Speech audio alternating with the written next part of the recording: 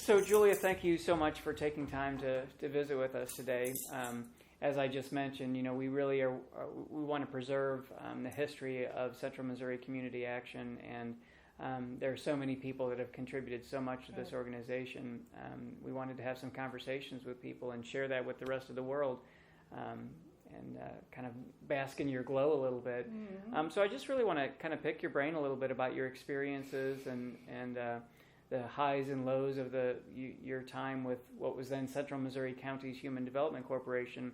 So if you could just kind of start with like the years that you worked for the organization, and just kind of some general memories about your experiences and what you did for the organization. Right. Yes, I joined in April of '75 and lasted until '86. It was my first day was very interesting. As I told you, it was at on a building on 7th and Broadway, and the previous director had long gone. So I arrived, and on the desk that I was assigned was a long yellow sheet of paper with everything that had to be done within the month. And Chris Kelly was my boss then, and he did come into the room later and said, "You can get on with it. Just do it." And that's still how he operates, isn't it? I suppose so. And he, and one of the first jobs I had to do was arrange a recognition luncheon by the end of the month for all the grandparents. But anyway, And the position was the director of the foster grandparent program. Right. Yeah, right. And as I was saying, it was a wonderful job because you got to meet all these wonderful people, and of course you had to learn all the rules and regs, and deal with it. Action was the funding source at that point, and who had no idea what it was like to live out here compared to Washington D.C. So they would say things like, "Well, how many Indians do you have in your program?" "None." "Why not? That's Indian country." And all of these silly things. But anyway, back to that, getting started. We had at the time grandparents at Woodhaven, about 12, 15 at the Fulton State Hospital, place for youth who were more in trouble with themselves and the law than much else. And some in Head Start, and we were at first just in 5 counties, and then by the time I left, we had 75 grandparents in 8 counties. And that's still about the size we are today. Yeah, but no, it was a wonderful job, it really was, and I miss it terribly.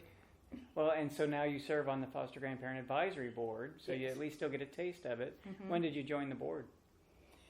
When I came back. Yeah. Well, at first I approached Ann, and I think it was a year or so later. She said, "Would you please come on?" And I said, "Yes, of course." So, it was. And has that been a good experience for you, kind of guiding the work? Yes. Someone with your experience it's really helpful to have on the advisory board, so you really have a good sense of how things should be. Well, you have to be a little careful what you say. But yeah, it's. I think the present director is doing a fine job. So we love Julie. She's been there for a year or so now, and seems to be doing a very, very good job. Yeah, seems to be. So, and the experience with meeting all the grandparents, they were such wonderful individuals, and at the time, Action was saying things like, "Well, the program gives older folk a reason to get out of bed in the morning," and I thought that was pretty. I don't know how to explain it exactly, but I thought it was sort of a put down. And it was far more than that once they got involved. They loved what they were doing. Even the children the boys and girls at the youth center at Fulton State Hospital, they cared about their grandparents, and they were so careful. If some other delinquent, shall I say, swearing or doing something wrong, not in front of my grandmother sort of attitude. Wow. And we did have some deaths, which were tragic. And I was sitting at the funeral service for one of them, and the boy in front of me put his arm around his grandmother and it said, "You're not going to die on me, Gran, are you?" Wow. And, it was so touching. And so it was a wide experience. And I've talked to some grannies even just recently. One of them was able to present an award to one of the local elementary schools, and I was talking to her afterwards, and she said it has given her life meaning. And I mean, wow, what an amazing experience to be able to offer to somebody, in their senior years. It's just a phenomenal program. Right. I'm curious about the facilities. I love hearing about the old facilities. You said that the old building that you started in was at Broadway and 7th Street. Can you describe that facility a little bit for us? Okay, it was across the street from the old library, and that's a very small building. You could park on the street, but of course you had to pay. Mm-hmm. But yes. Some things never change. Yeah. The door went up. Not the door, but the steps from the front door went up and up and up and up to the second floor. And it was a ramshackle old place, that's all I can say. And I had a small office, and there was the accounting department, and the head of finances was, let me go down the hall. David Thayer was the director, then there was Chris Kelly, and Ann Marshall was the head finance person. Okay. But there was nothing luxurious about the place at all. I think the furniture we had was all government leftovers. Mm-hmm. Probably military surplus. Yeah. Mm-hmm. And the floors creaked and the bathrooms were terrible, and it's just, but we got on with what we had to do. Good nonprofit center, right? Yeah, but we got on with what we had to do. Right. Yeah. And then about what year was it that you all moved into the old church on Providence? I would say somewhere in the late 70s. Mm-hmm. Mm-hmm. And then you were there throughout the rest of your tenure, I guess, yeah. Mm-hmm. And so that was at on Providence, where the new building is. Yeah. And so that old church was torn down, and the new building was put up. And right. And I was mentioning before we started filming that the building is about as cheap as they come. Yes. We can be proud of our fiscal restraint. So you mentioned this book, Nancy Reagan's To Love a Child. Mm-hmm. Can you tell us about your interest in this book and your comments about it? Yes. I had a grandfather who was living in a nursing home and bored stiff, and he was only about 65. And the activities director at the nursing home called me and said, "Is there anything we can get this fellow involved with?" And I said, "Well, what can he do?" He was in a wheelchair.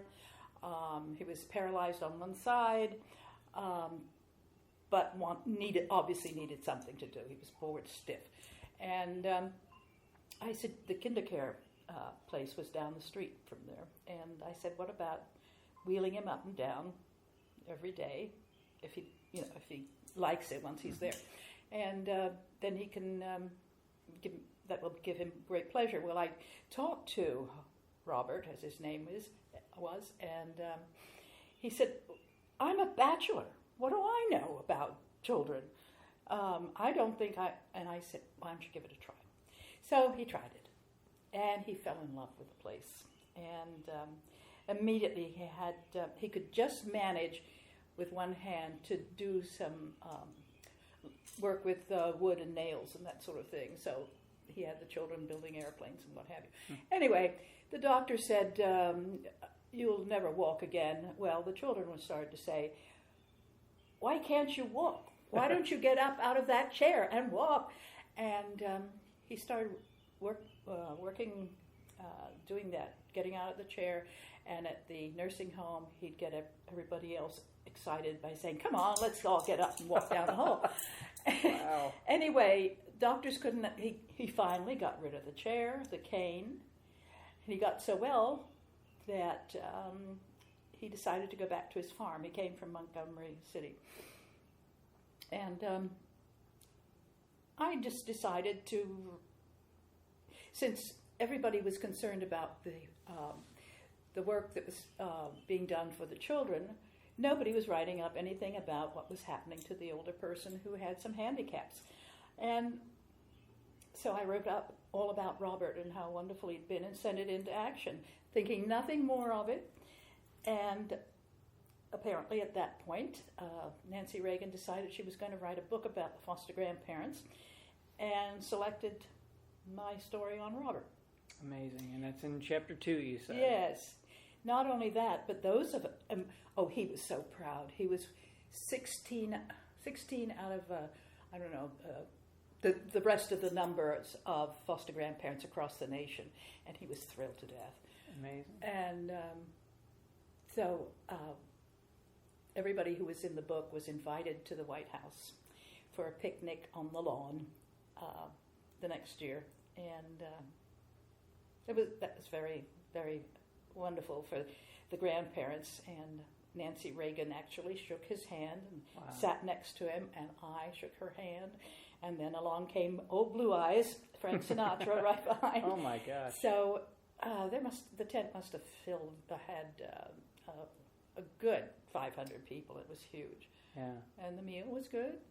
So, well, and then fast forward 20 years or so, and her son George W. Bush visited Columbia and met with one of our foster grandparents in 2000. So probably a direct connection to her interest. Mm-hmm. So not her son, but her the vice president's son. right. Sorry. Yes, and there is a recording. There's Frank Sinatra sang a song called "To Love a Child," and so that was played. So how did the federal funding? You said Action was the federal entity. Today it's Senior Corps. So how do you know where the funding came from and what department? No, I just dealt with Action. Yeah. And it was always a struggle to get anything out of them. We directors of programs were very poorly paid, and it was a battle every year could we add something to the budget from Action, and it was always no. Again, some things never change. And finally, I was trying to find it, but I haven't been able to yet.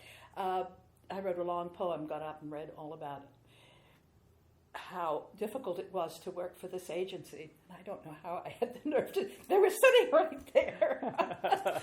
But anyway, things began to change a bit, and our budget increased little by little. But they had some weird ideas.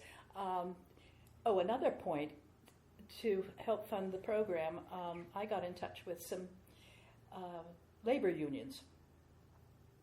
And because at the time I'd remarried, and my husband was a sheet metal worker or a business agent for one, and he said, "Why don't you touch them up?"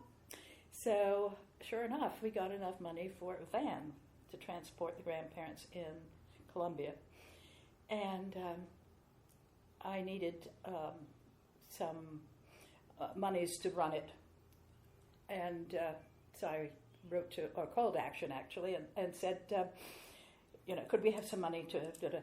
Oh, we can't do that. Put them all in taxis. And I thought, Columbia and the surrounding area, that's not, and it would cost more in the long run. Absolutely.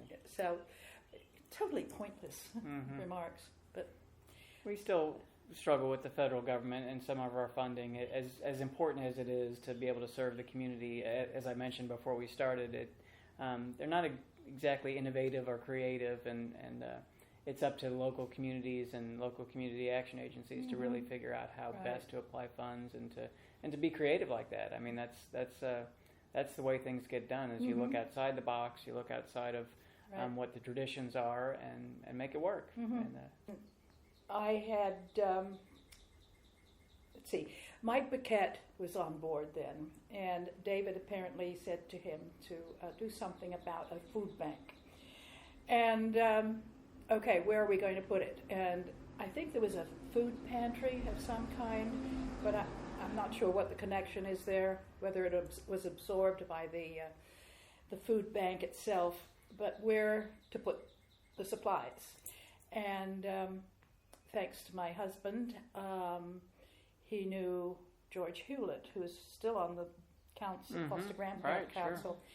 Sure. He's been with us since I was on board.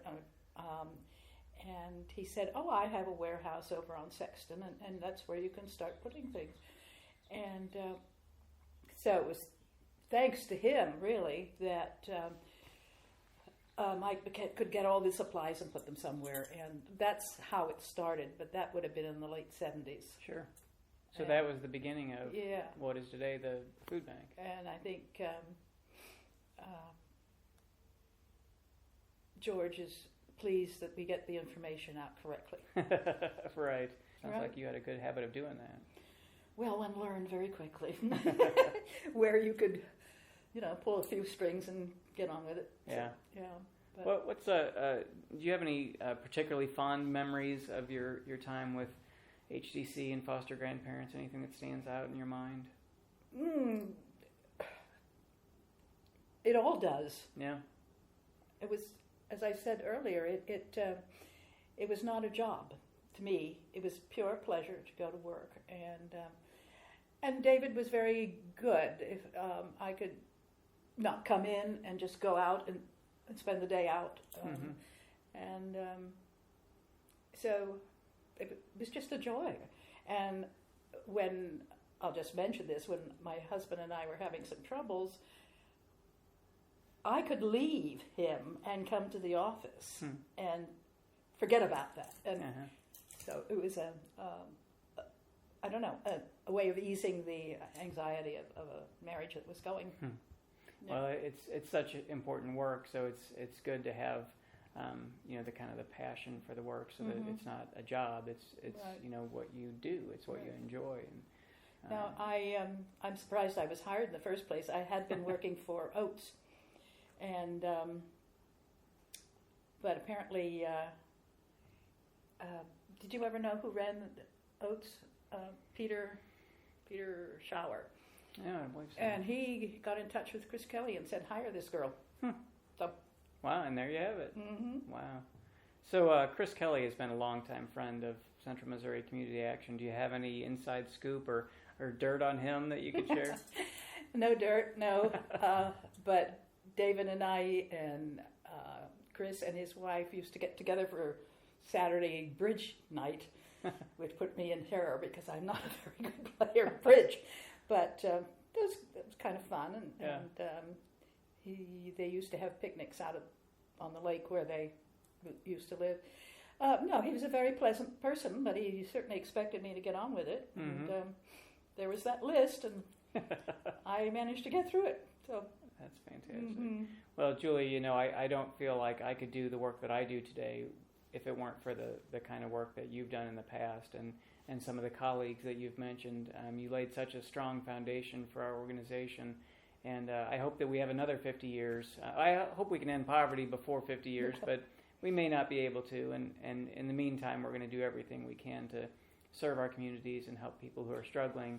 And I can't thank you enough for your service and all that you've given to this organization, to the community that we serve, and to all the foster grandparents that you work with and changed their lives. Thank you for that. It's very nice to be recognized, I guess.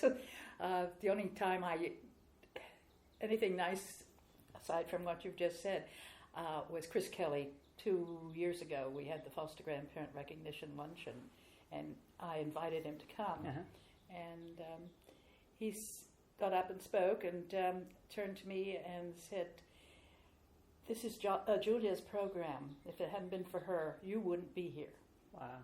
And came over and kissed me. I thought, "Oh, dear." Wow. So, as I say, it was not a job to me. It was just pure joy. Well, we thank you. You're very welcome, and keep up the good work. Do the best we can. Yeah, I'm sure we will.